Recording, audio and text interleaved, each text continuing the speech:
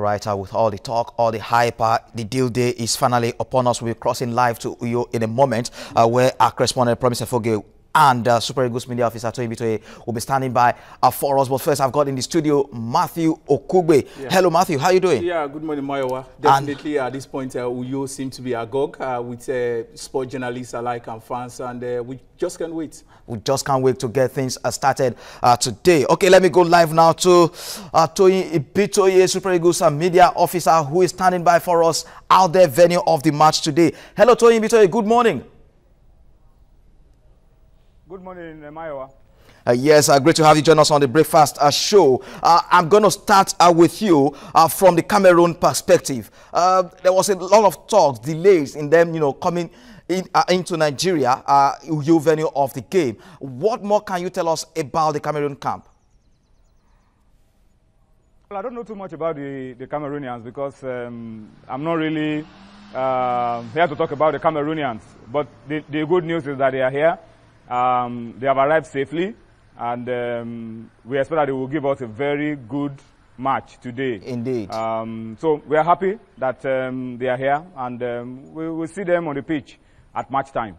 All right, and now from the Super Eagles, scheme of things, the goalkeeping aspect is one area that a lot of Nigerians are worried about. Of course, Ikechukwu Ezewa has been given the nod in the absence of Daniel Akpeyi, who is out injured. Are there any sort of concerns for the coaching crew? Absolutely no concerns. Ikechukwu Ezewa has been part of the team for a long time. Ikechukwu Ezewa is tested. He is representing Nigeria at all the levels, at under 20, at the Olympic Games, at the CHAN, and of course now he's going to be in goal in a World Cup qualifying game. He's coming into this game on the heels of a very impressive performance in the CHAN. So maybe God has prepared him in a way with the performance that he had against Benin Republic, particularly the second leg, where he saved the penalty to keep us in the tie. He's a very brave goalkeeper. He's a very confident goalkeeper. Is outstanding in training alongside Dele Alampasu and Dele Ajiboye. So there are no concerns at all about the goalkeeping department. The reference, I'm sure, is to what happened when we played against South Africa. And I want to throw the line of the coach that a team loses a game together and they win games together. So that loss for South Africa wasn't the fault of one department. It was the entire team that lost. And this time, the entire team will win. Hopefully, when we play against Cameroon in a few hours from now.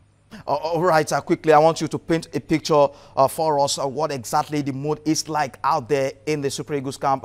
We spoke to a couple of the players. They already apologized for that loss against South Africa. But what is the mood like? This is a very, very big game.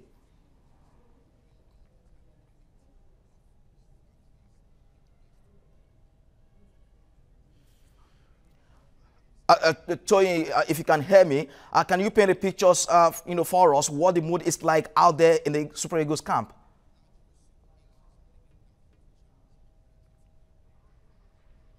Okay, I think we'll, cross back to Toyin Bitoye there to give us more updates as far as today's crucial game is concerned. Matthew, yeah. Let's take a look at Nigeria, Cameroon. Yeah. Irrespective of what kind of fixture it is, yeah, whether it's a friendly or it's an AFCON qualifier, World Cup qualifier, it's always going to be a very, very big time. Definitely, no doubt about that. The Cameroonians would always want to get one ahead of us. Not to forget when the 2000 Ghana-Nigerian 2000 Nations Cup, where even in the front of our own, so right here at the National Stadium, they were able to leave the trophy. I remember the issue of Sunday Olise and other teams at that point in time. But for me, I think going into this one, looking at how well the Cameroonians have fared, African champion coming into this one with that toga, and also how they were able to hold their own at the just concluded FIFA Confederations Cup. Not a bad side, no doubt about that, but I call them a side with too much physicality without flair. We have guys who would be able to run them rugged, ensure we keep the ball as much as we can. They would want to bully our players going forward, but I think if we can keep it tight at the back, we have the guys who really can hold this side going forward. Well, the mission is clear for both teams. Win one of the two matches, sure, and perhaps draw one, and your chances of qualifying for Russia 2018 World Cup is crystal clear. But at the end of the day, who do you think would nick this? For this one, I think the Eagles will be shooting themselves in the foot if they fail to get maximum points in this one. Not to forget that the Cameroonians have started with all their antics. They came in yesterday and they rejected the hotel arranged for them. They decided to pitch their tent somewhere else just because they felt there might be other things coming. The Eagles might have other things coming off their sleeve. But I think going into this one, on the basis on how we've prepared, it's definitely going to be a difficult time. But I think we need to get maximum point, because going back in the Yaoundé is definitely not going to be the kind of atmosphere the Eagles would expect. But I think we can win this game. Looking at the Super Eagles team, which department will you say worries you the most? The goalkeeping department, defense. I understand that we've got Toyin Bitoye back with us. Hello, Toyin.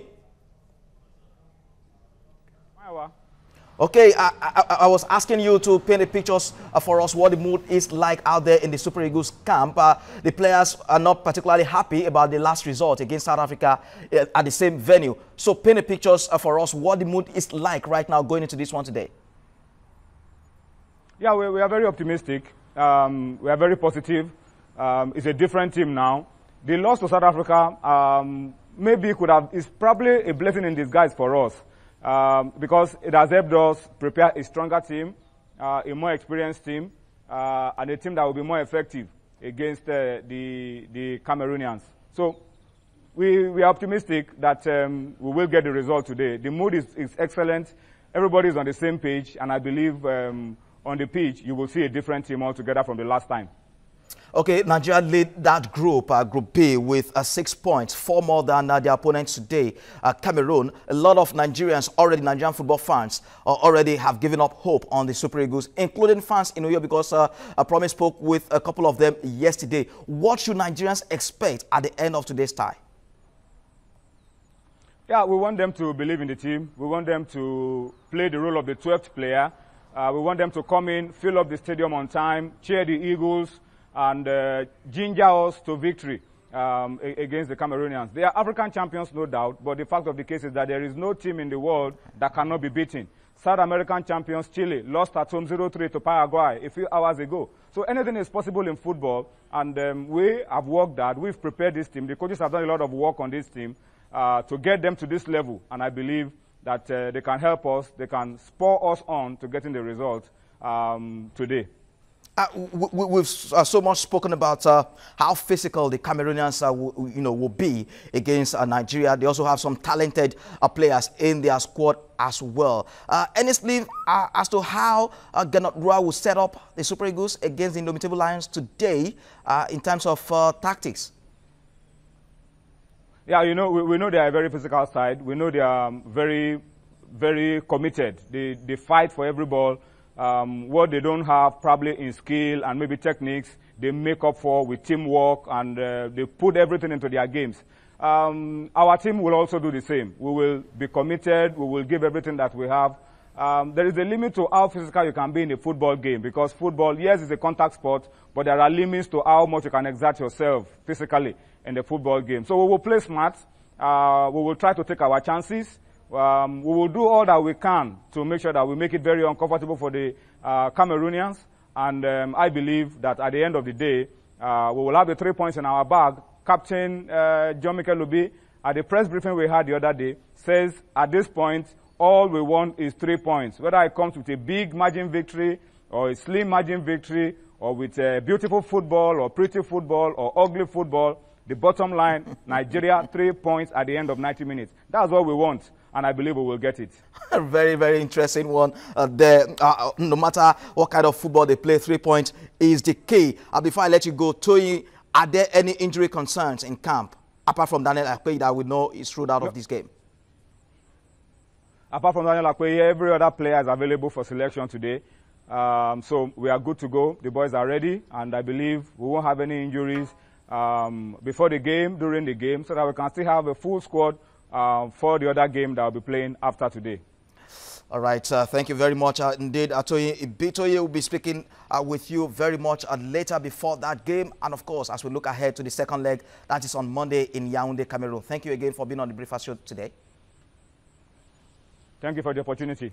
All right, I've still got Matthew with me in the studio. Okay, you heard Tony there. Sure. The confidence really seems to be there. Definitely. Going into this game. Yeah. We know the Nigerian team will be very skillful, Sure. slick. Yeah. But how do they cope with the physical presence of some of these Cameroonian stars? No doubt about that. We also have guys who would be able to hold their own in this regard. Not to forget that the likes of Onazi and Wilfred Ndidi have shown over time that they are very, very combative when it comes to covering for the back line and also going forward. Yes, the Cameroonians will throw this at us. We must try as much as possible, as I said earlier, to keep the ball, because if we do that, we would frustrate whatever efforts they throw at us. And I think we have the guys side who would run this side rugged and keep them at bay. Going forward, I think we have an excellent side attacking force that can hurt them. But as much as possible, we will try and keep it tight at the back. I think 3 points for me is achievable in this one. All right, Matthew will still be very much with me in the studio. I'll be coming back to you in a moment. Let's cross to some other thing now. It was a rush of deals on Thursday night as the summer transfer window came to a close. Let's take a look now at some of the deals that happened on deadline day. Chelsea wrapped up a late move for Leicester midfielder Danny Drinkwater at the end of a nerve-jangling deadline day. It is understood the fee is £35 million, while Leicester are confident they have completed the signing of Adrian Silva from Sporting Lisbon before the deadline day for a fee believed to be £22 million. Paris Saint-Germain have announced the signing of Kylian Mbappe from Monaco. The 18-year-old striker joins on an initial season-long loan deal and will sign a permanent 4-year contract next July, when PSG have the option to make the transfer permanent for a fee understood to be worth £166 million. Tottenham have signed forward Fernando Llorente from Swansea on a deal which runs until 2019. Spurs reportedly beat Chelsea to the signature of the 32-year-old who has been capped 24 times by Spain. Mamadou Sakho is back at Crystal Palace after the Eagles signed him from Liverpool in a £26 million deadline day move. Everton midfielder Ross Barkley rejected a £35 million move to Chelsea after changing his mind during his medical. The 23-year-old had begun his medical only to have second thought and opted against the move, but a source close to the player has since denied that he had a medical. Chelsea and Atletico Madrid will hold more discussions today as they look to wrap up a deal for one away striker Diego Costa. Although the transfer window in England concluded on Thursday night, the Spanish window remains open until midnight today. Liverpool also completed the £35 million signing of England midfielder Alex Oxlade-Chamberlain from Arsenal. The 24-year-old, who rejected a move to Chelsea on Tuesday after a fee had been agreed, joins on a 5-year contract worth £120,000 a week. Tottenham also completed a deadline day signing of Serge Aurier from Paris Saint-Germain for a fee in the region of £23 million. The Ivory Coast right-back signed a 5-year contract until 2022. Well, the summer transfer window came to a close on Thursday night, but some clubs still had until 11 p.m. on Friday, 1st September to complete deals. Players who are free agents are still able to join a new club. We now switch to Chelsea defender on loan at Kasim Pasadas in Turkey, Kenneth Omero. Hello, Kenneth. He joins us now via Skype. Good morning. Good morning. How are you? I'm very fine. And you? All right, we understand you are one player that always seems to be, to make a move during the transfer window. How has this summer played out for you with you moving to Turkey? This summer has been, strange because at first I wanted to stay in the UK and some deals didn't go through, and I had a last-minute offer from Kasim Pasha, which is a team that I know very well, and I thought it's an upgrade from my team from last year, and yeah, I'm happy this move worked out. Okay, as a player, what are your thoughts on the huge transfer fees these days? No, it's crazy, it's crazy. Neymar going to PSG, it was something unbelievable. The price was about £200 million. Sometimes I wish I'm a striker. Of course, you could still switch. No, it's too late now. It's too late. All right. Yeah. But really, do you think these players are really worth, those kind of monies? I know Neymar is a great player, you know, but that fee for me, I think, is too much, and it has actually raised the transfers this season because every club now raised the standard of, you know, how much they want to sell their players, and they feel if this player can go for 200 million, then, you know, we can get 100 and something for another good player. It raises the question. So this season has been crazy.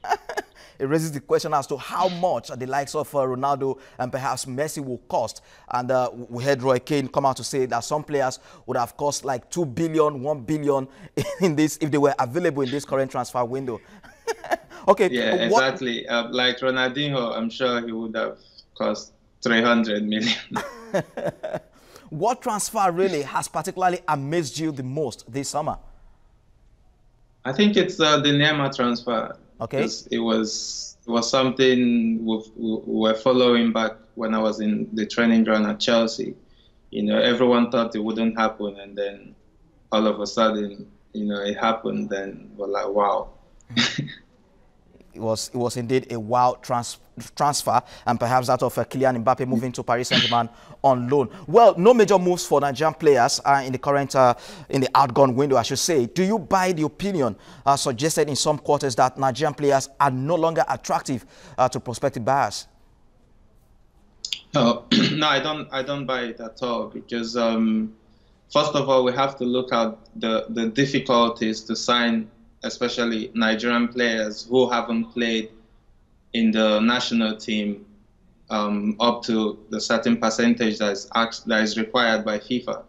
We have great talents, but like in England, you cannot sign a player who hasn't featured for the national team for a while. And even now, you know, the national team have to be on the FIFA ranking. You have to be among the first 50 countries.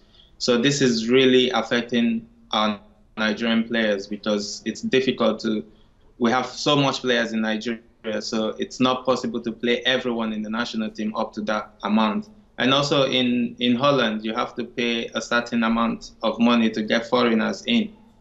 This is also a problem because a lot of clubs cannot afford the players, so they will rather pay less to get the players, but they can't do it, so they will stick to the foreign players. So we've got the talent and everything, but it's just the rules in those leagues that is stopping us basically from signing clubs out there. All right. Before I let you go, you were placed on standby. Nigeria will play Cameroon today in a World Cup qualifier. You were placed on standby as one of the players. Any regrets that you are not part of the team currently? Yeah, definitely, you know, because I want to be in the team, but I also understand I wasn't ready mentally, you know, being approached by different clubs, and at the end of the day, you know, something seems to delay. And like the one I actually wanted to go in the championship, spoke with the coach and everything, and well, they couldn't get Chelsea to pay some of my salary, so which is frustrating for me, you know. And I think mentally I wasn't ready. And when the coach called me to explain to me, listen, you've not been playing games, we don't know what you're doing yet, so you're gonna be on standby. I totally understood and agreed with him, you know. So, but I'm sure the boys are great. I'm sure they've worked hard, and you know, I'm rooting for victory today. Okay, you're supporting them to go out for victory. What really motivated your choice for Turkey? I'm sure you mentioned something briefly there. I'm not sure I heard you very clearly. But what motivated your choice to go to Turkey? And a lot of Nigerians have been asking the question. And if you can't get into the Chelsea first team, are you looking in the nearest future to perhaps move away permanently from Stamford Bridge? Yeah, it's an option, you know, but as you know, there are lots of players in Chelsea, and not everyone will have the opportunity to play. So for me, basically, it's to find a place that I will play regularly, a good team. You know, it's not. I don't want to come to Turkey on a permanent deal because I know I want to be out there. I want to come on loan. I might leave in January. It's not sure, but I have that option, you know. So if something else comes, something better, then I'll be leaving in January. All right, thank you very much, Kenneth Omeru, for spending some time with us on the Breakfast Show this morning. You're welcome. Thank you for having me. All right, we wish you all the best in your career. Thank you very much. All right, thank you very much. Indeed, Matthew, you are still here with me. You had an intriguing conversation with Kenneth there. Yeah. Interesting one. Which transfer would you say interests you the most?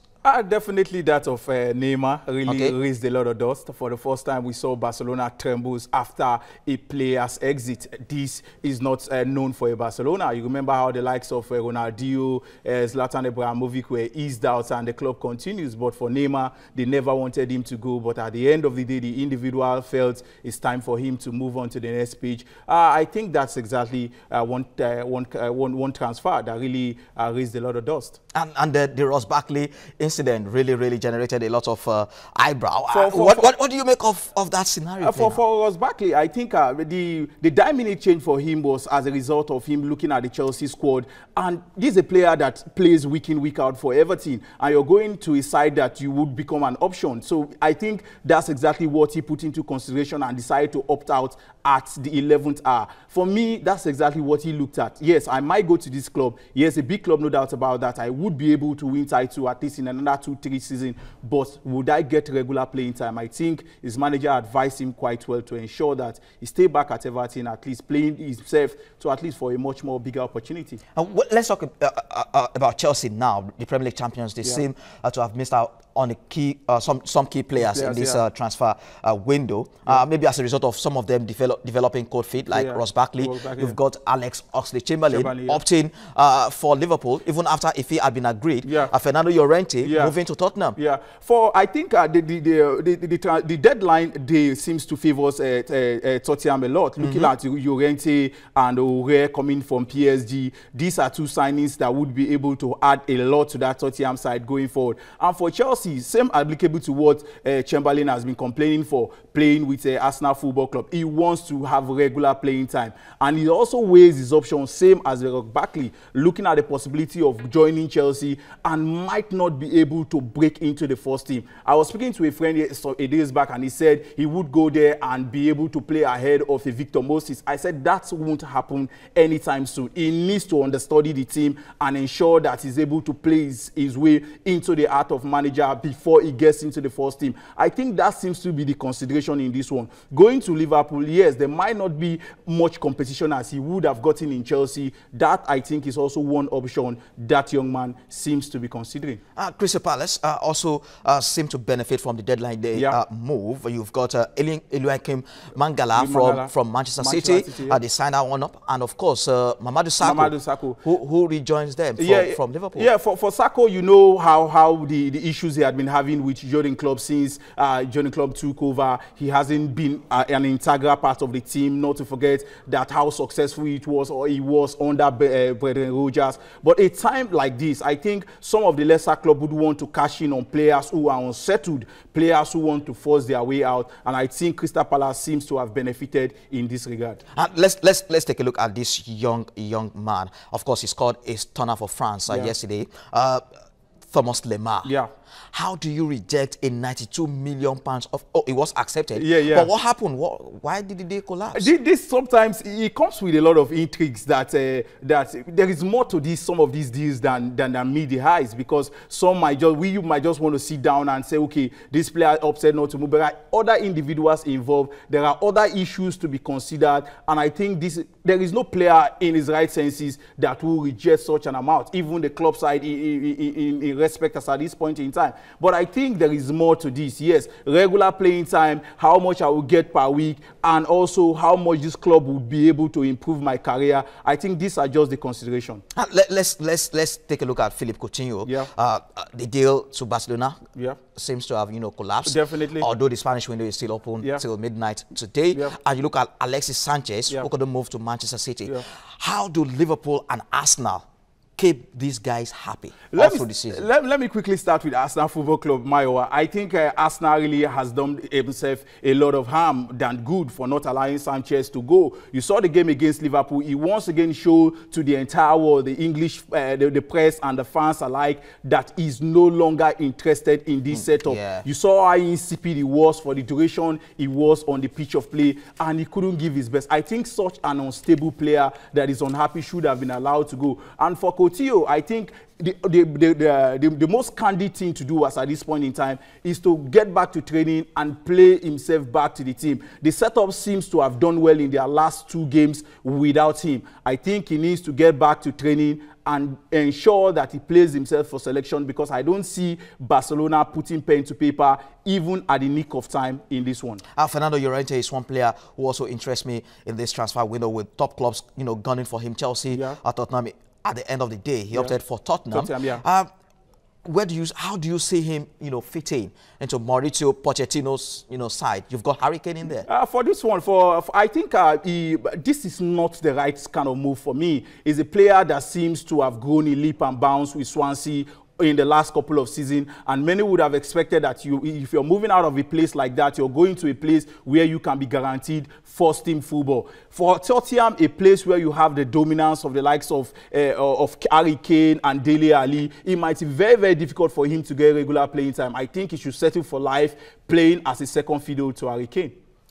Really, really interesting. But we won't conclude this discussion if we're not talking about Diego Costa. We understand there are still discussions ongoing between Atletico Madrid and Chelsea for him to move to Spain. Do you see this happening? Yeah, I think this might just pull through, because the body language and news emanating from Stamford Bridge indicates that they want to ease him out. Yes, remember all the controversies surrounding himself and the manager. I think if he's asked to return back to the team, he might not be able to give his best. He wants to go back to Atletico Madrid, a place he loves so much, and Diego Simeone seems to be like a father, one who knows how to tamper his ego and ensure that he gives his best week in, week out. I think Chelsea should just cash in on him and allow the young man continue the rest of his career. Well, indeed, it's been an outrageous summer of transfers with incredible fees splashed on players, and intriguing transfer from one club to another. Kylian Mbappe moving on loan to Paris Saint-Germain from Monaco is another interesting one we talked about earlier. Thank you so much indeed for coming on the Breakfast Show today, Matthew. Always a pleasure, Mayowa. All right, that's how it will be on the sports segment of the Breakfast Show for today. I'm Mayowa Ajayi.